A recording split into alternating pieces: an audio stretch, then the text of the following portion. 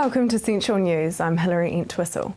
In today's news, 1 in 4 New Zealand children will struggle to blow up a balloon, and next week there will be many attempting for Asthma Awareness Week. Asthma causes the breathing tubes to swell. It's easy for an asthmatic to breathe in. However, when they try to breathe out to perhaps blow up a balloon, the lungs struggle to push air through the swollen breathing tubes. Community respiratory nurse Stella Neal says it is important to raise awareness about asthma and its symptoms, as New Zealand has one of the highest rates of asthma in the world. Asthma Awareness Week is about raising awareness about the significant health problems that New Zealanders have with asthma, and that this condition can be prevented and avoided. The final shipment of thousands of bales of stock feed sent by South Island farmers to help drought-affected North Island farmers were unloaded at the port of Tauranga yesterday. Bay of Plenty Federated Farmers Vice President John Schmerger says in the total, South Island has supplied the equivalent of 5,700 large bales of feed in 170 containers in the last few months. John says the feed has been supplied by farmers at cost, and Pacifica Shipping has transported the containers at a reduced rate, and North Island farmers very much appreciate the help and to have the feed to look after their stock. Tauranga City's nighttime management plan to improve behaviour along the Strand is being extended across the rest of the inner city. Councillors this week adopted the City Centre Night Management Plan to improve nighttime behaviour on the streets in the CBD between Cameron Road and the waterfront, and from First Avenue to Te Awanui Drive. One of the focuses of the wider plan is shutting down the preloading that young people are accused of doing in car parks around the CBD.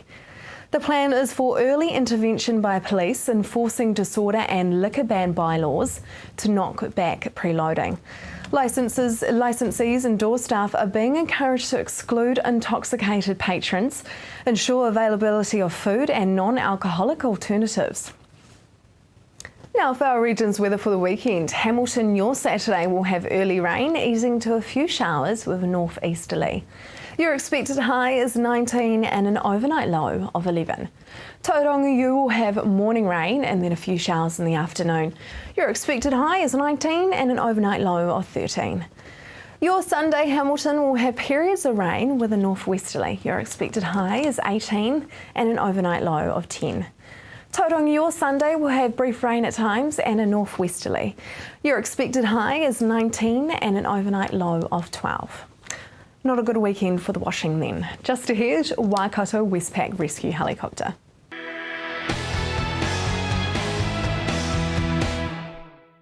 Welcome to Central News on TV Central.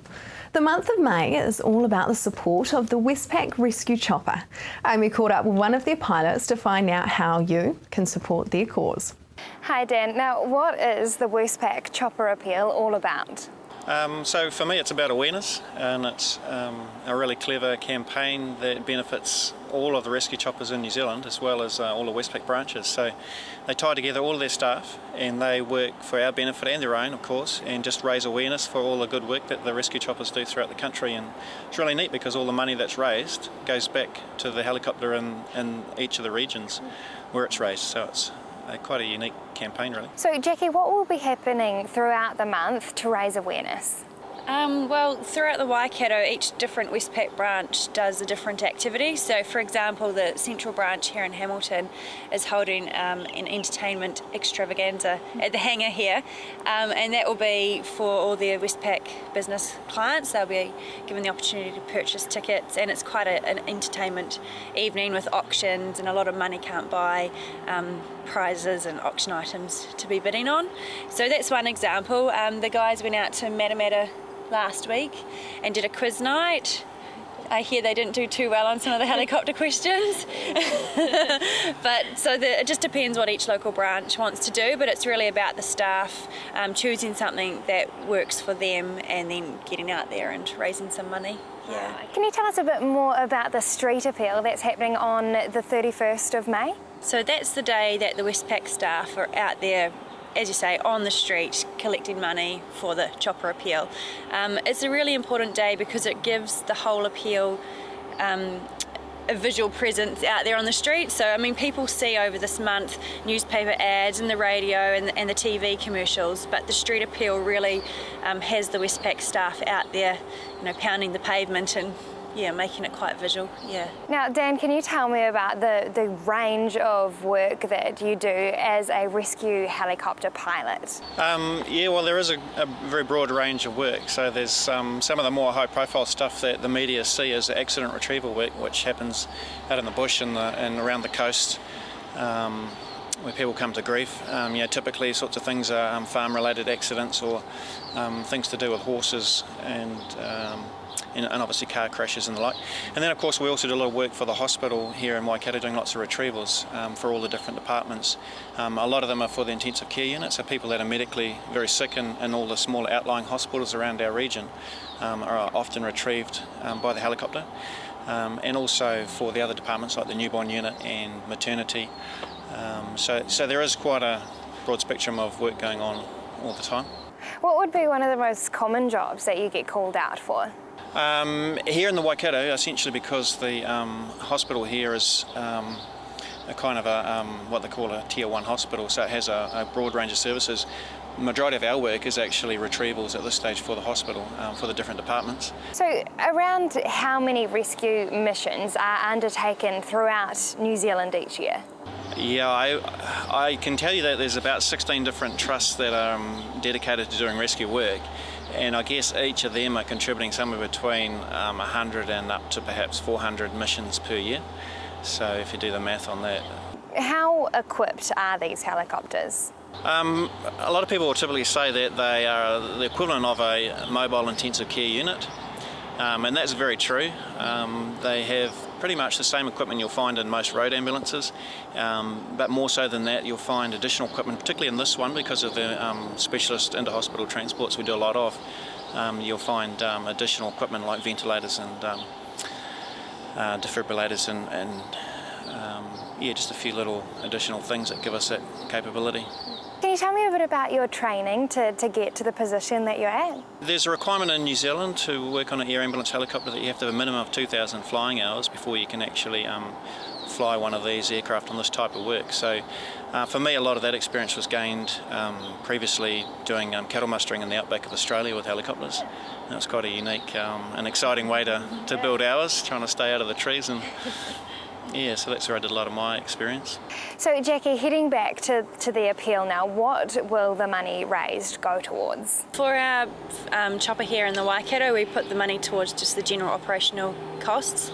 It's real expensive to run a helicopter, as you could imagine, and we get around 250,000 raised through the chopper appeal, so it's a huge it's a huge amount for us, which really helps out. And how exactly can viewers donate to the cause?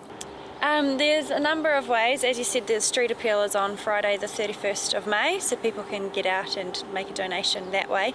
Westpac also have facilities in branch, so you can go into your local Westpac and make a donation through there, or there is the website as well, so the Westpac banking website. If you log on to there, you can make a donation. For more information and to donate, visit chopperappeal.co.nz. Coming up next, it's Allergy Awareness Week.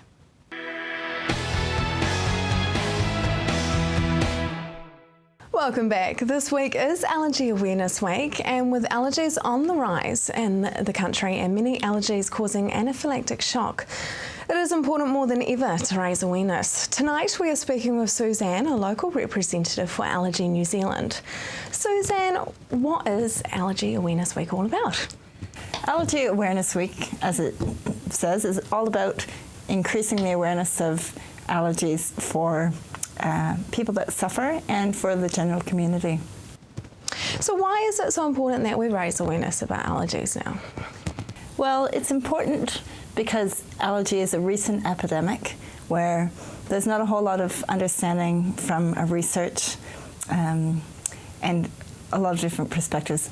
We don't really understand the full impact of allergies yet, and as a consequence the community needs a better understanding and education so that we can help our kids be more well and safe in our community. And there has been an increase of allergies in New Zealand recently. How many New Zealanders are suffering from an allergy now? Well, there's a few different statistics there, Hilary. It's said that 1 in 3 New Zealanders will suffer an allergy in some perspective over the course of their life. That may, for most of us, that will be a mild, perhaps a seasonal reaction, hay fever, that sort of thing. But recent studies have indicated from Melbourne that 1 in 10 infants who are born will be born with an allergy that can be food challenge tested, so they can actually say outright that allergies occur. Yeah. I mean, that's a really high statistic. I mean, in your opinion, why do you think there has been that increase in allergies? Well, I'm no medical professional, but and it's hard for it. It's still something that doctors and researchers are starting and trying to better understand. But the increase is thought to perhaps be a link between urbanization and more so in Western countries. But they don't really understand yet what has caused this increase. Have they looked into some like the preservatives that we're putting in? We're not really eating plain foods really anymore, are we? That's a good question. There's all sorts of links that are being investigated, but there are no conclusive things that have come out at this stage, to my knowledge. Because in layman terms, what is an allergy? An allergy is when your body thinks by mistake that something is attacking its system, its immune system. So as a consequence, the body looks at the attack and creates a defense mechanism, and that may come out in the form of wheeziness or eczema or a mild reaction, or it could be as severe as an anaphylactic reaction, which can be life-threatening. Well, I mean, you've just listed some of the ways that people can react to an allergy. Can you, list some of the other ways? So, okay, well, I guess if you start from the top of the head, you've got watery eyes, an itchy nose, coughing, wheezing, skin reactions, chesty, sort of, harder respiratory systems, and from the other extreme, an anaphylactic reaction where the body sort of shuts down and the throat can close over and restrict breathing. Yes, I mean, there's, you're quite minor ones to quite severe, isn't there? Right. Yeah, it's quite a wide range. There's also abdominal pains and diarrhea and vomiting. There's quite a spectrum. And can people develop an allergy, or is it something that we actually have to be born with? Both, actually. So if your parents are genetically, you can be born predisposed to it through your parents, or it can develop, and at this stage we're not sure why. It's something that the research, I guess, during this Allergy Awareness Week, we're trying to raise awareness and also increase the funds so that we can better understand why these things happen. Is it more common for people to develop hay fever and those kind of allergies than it is for food allergies? I'm not 100% sure on that. I know that there are a lot of different triggers and people have different symptoms. So you may have one person that's allergic to egg with a whole variety of reactions to it. It's just however your body decides to defend itself. I guess that's a hard thing about allergies, is so individual, aren't they, to the person. So what are the most common types of allergies? Okay. There's a broad spectrum of allergies. In New Zealand, there's dust mites, bee and wasp venom, animals, dogs and cats, and the larger one being food. And then there's a whole spectrum. There's a group of 8 which are particularly common. And I think there was a study that came out last week which identified milk as being the sort of the leader in high school students. They had answered a questionnaire and I think 8% of them identified themselves as some sort of allergy to milk. In lastly, can we kind of protect ourselves from developing an allergy? There are not a lot, at this stage, the understanding around preventing allergies is still not fully understood. Breastfeeding is a preventative that has been proven, and other things like not exposing pregnant women or children to cigarettes can help along the way as well. But other than that, it's not really known at this stage. Well, thank you very much, Suzanne. It sounds like there needs to be a whole lot more research done. You can donate to Allergy New Zealand via their website, allergy.org.nz. Coming up next, we meet an inspiring young woman.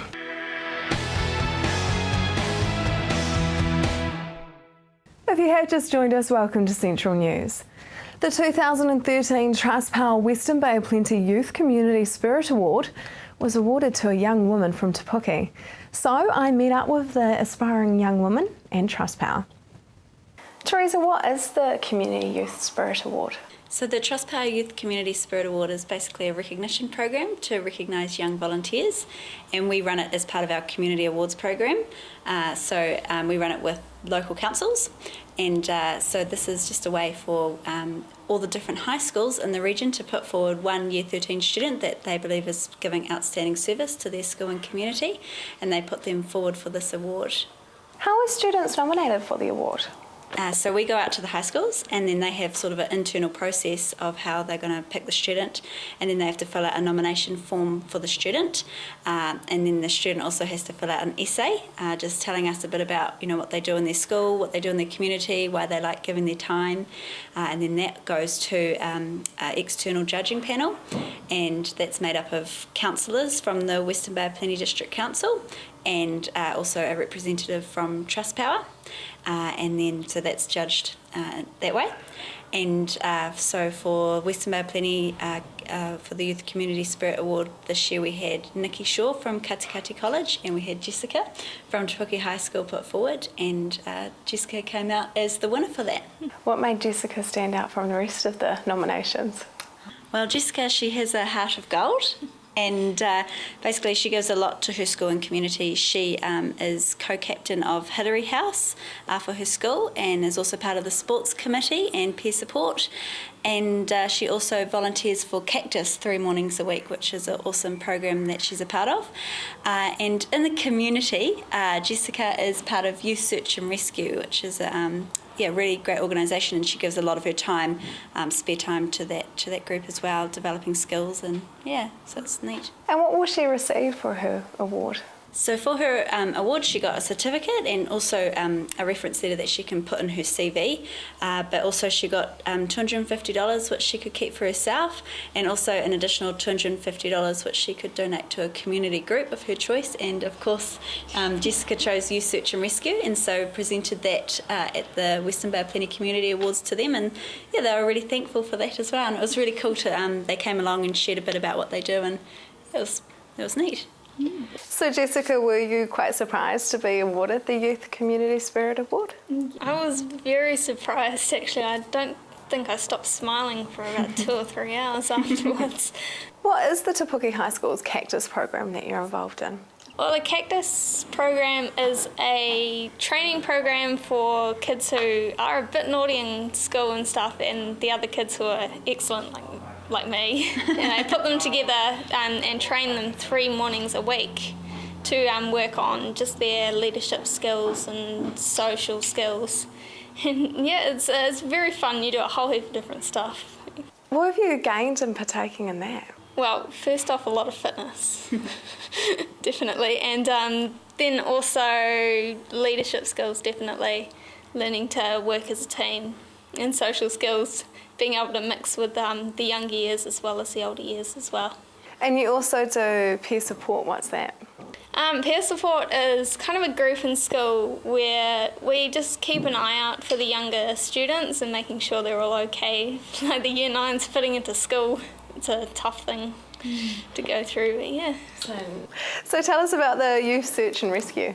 Youth Search and Rescue is a voluntary run organisation where students will spend 3 years, 750 hours a year working on skills that they will need to excel in tauranga search and rescue.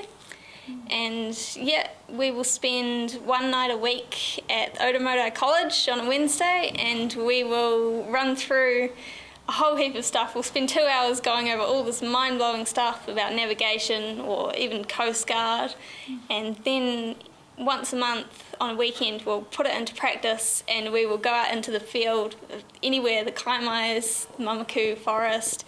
We've even been down to the National Park at one stage, and we'll put it all into practice, and it's really fun to be able to do that.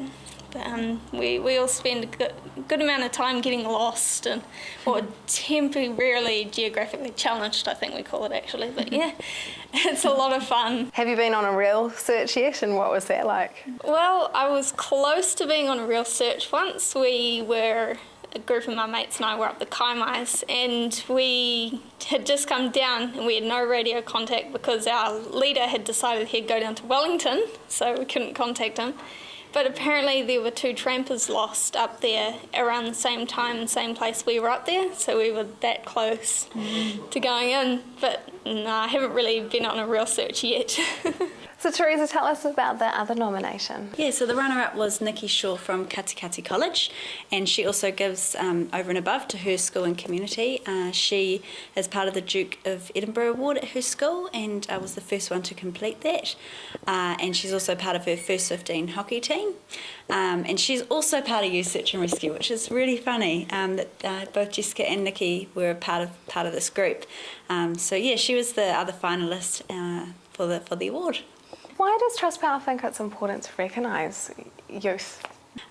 So Trustpower loves to recognise volunteers because we believe that they're the ones that really play an important part in our communities. So we think it's important to be giving back to those people, and to recognise these up and coming volunteers is also really important because volunteering is often of older age people. So it's great to be recognising these younger ones and thanking them and encouraging them to continue giving back to their community through their years.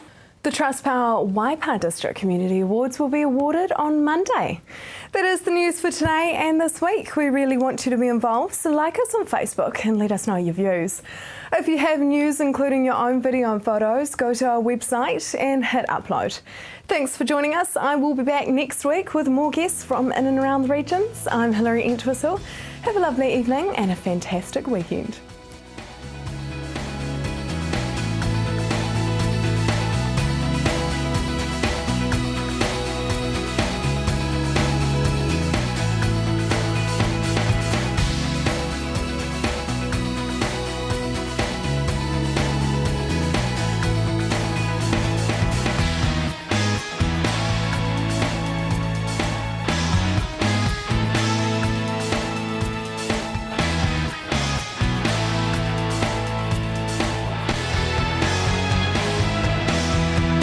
This has been an Alpha Media production, a division of Television Media Group.